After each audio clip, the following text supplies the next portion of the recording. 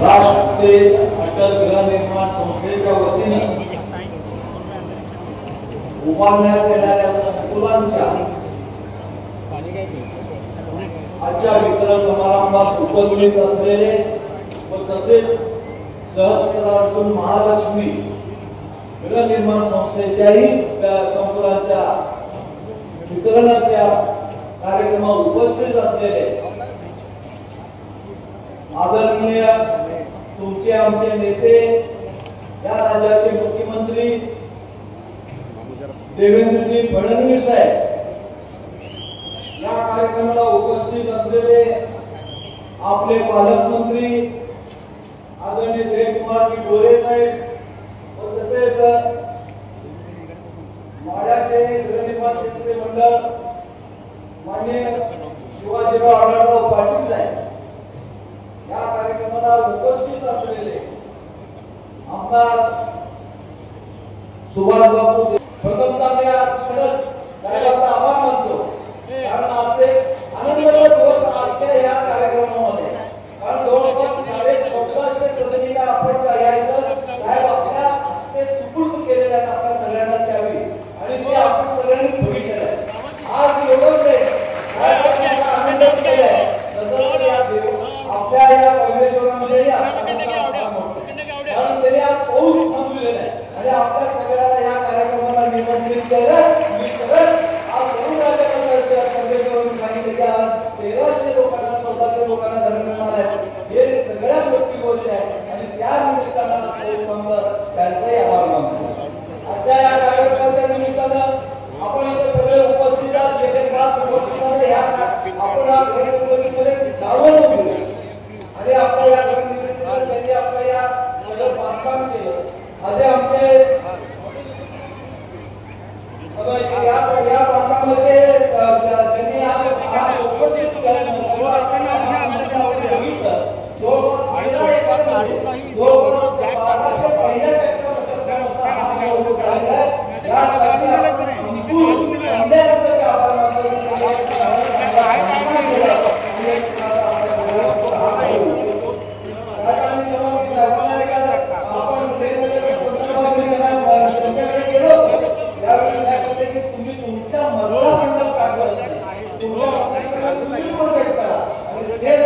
आज देशाचे पंतप्रधान आदरणीय मोदी साहेबांचं संकल्पना आणि साहेबांचं संकल्पना की प्रत्येकाला या राज्यामध्ये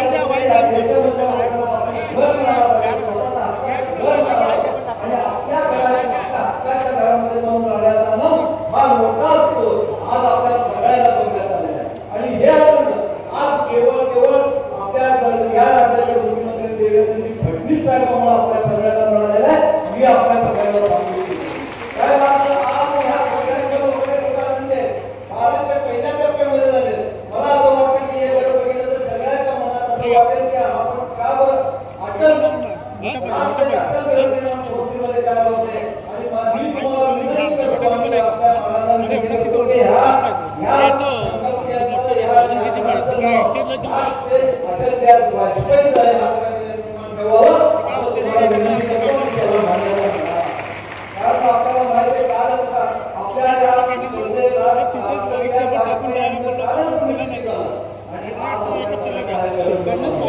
आणि भाग्याचा दिवस आहे आणि आपण आपल्याला माहित आहे अटलजींनी या देशासाठी दिलेल्या सगळ्याला त्यांनी आपलं आयुष्य वेचून तुमच्या आमच्यासाठी आपल्या सगळ्यासाठी त्यांनी आपलं आयुष्य तुमच्या आमच्यासाठी दिलं. त्या अटलजींच्या नावाच्या घरामध्ये आपण सगळे राहणार आहोत आणि आपल्या सगळ्यांना मी सांगतो साहेब, आज या सगळ्या माझ्या मतदारसंघातील लोक आहेत ज्यांनी आपल्या भारतीय जनता पक्षाचे 40 वर्षापासून झेंडा काढला, आपल्या खांद्यावर कधीच खाली न ठेवणार हे कार्यकर्ते कारण 40 वर्ष झालं भारतीय जनता पक्षाचं राजकारण चालत आहे, दुसऱ्या कोणाचं राजकारण चालत नाही. असं हे कार्यकर्ते आपल्या सगळ्याला सांगू इच्छितो की आपण सगळे कार्यकर्ते आहेत. एक भारतीय जनता पक्षाचं एक चांगलं उपक्रम या देशामध्ये आणि या राज्यामध्ये आपल्या देवेंद्रजी फडणवीस यांच्या मार्फत चाललेला आहे. अनेक योजना या राज्यामध्ये आणल्या, अनेक नतमस्तक होतो आणि त्यासोबत श्री स्वामी समर्थ आणि भगवंताच्या चरणी देखील या ठिकाणी मी माझा नमस्कार पोहोचवतो। आज ही अतिशय आनंदाची गोष्ट आहे की प्रधानमंत्री आवास योजना शहरीच्या अंतर्गत या ठिकाणी राष्ट्रतेज अटल गृहनिर्माण संस्थेच्या वतीनं एक अत्यंत मोठा गृहनिर्माण प्रकल्प संकल्पित होतोय, पूर्ण झालेला आहे आणि त्याच्या सदनिका वितरण कार्यक्रमामध्ये मंचावर उपस्थित असलेले जिल्ह्याचे कार्यक्षम असे पालकमंत्री श्री जयकुमार गोरेजी, म्हाडाचे सभापती शिवाजीराव अण्णाराव पाटील यांनी हा प्रकल्प करण्याकरता पुढाकार घेतला। ते सोलापूर उत्तरचे लोकप्रिय आमदार विजय देशमुख मालक, त्याचप्रमाणे माजी मंत्री आणि ज्येष्ठ आमदार सुभाषबाबू देशमुख, मंचावरील सर्व मान्यवर आणि या ठिकाणी उपस्थित सर्व भगिनी आणि बंधू, आज खरोखर मला या गोष्टीचं समाधान आहे की कालच त्यांची पुण्यतिथी झाली, असे या देशाला नवीन दिशा देणार आणि नवभारताचं पायवा ज्यांनी रचला असे भारतरत्न श्रद्धेय अटल बिहारी वाजपेयीजी यांच्या स्मरणार्थ राष्ट्रतेज अटल गृहनिर्माण संस्थेने पुढाकार घेतला आणि एक अतिशय सुंदर अशा प्रकारचा गृहनिर्माण प्रकल्प आज या ठिकाणी साकारलेला आहे। खरं म्हणजे या संस्थेच्या पदाधिकाऱ्यांना तर मी धन्यवाद देईनच, पण त्याहीपेक्षा जास्त धन्यवाद मी देईन ते विजय मालक देशमुख यांना। मला आठवतं विजय मालक माझ्याकडे आले होते आणि त्यावेळेस ते मला असं म्हणाले की सर वेळ बरोबर चांगला आहे, आमच्या काही त्याला विरोध नाही, पण एकाच ठिकाणी जर आपण इतकं केलं तर लोकांना सगळ्यांना एका ठिकाणी जायला लागले आहे।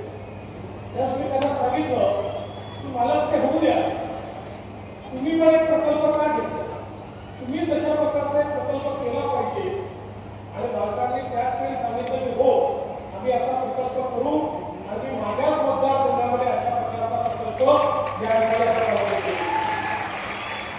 आणि आज मला आनंद आहे की मी ज्या वेळेस जाऊन घरं बघितली, अतिशय सुंदर घरं या ठिकाणी तयार केली।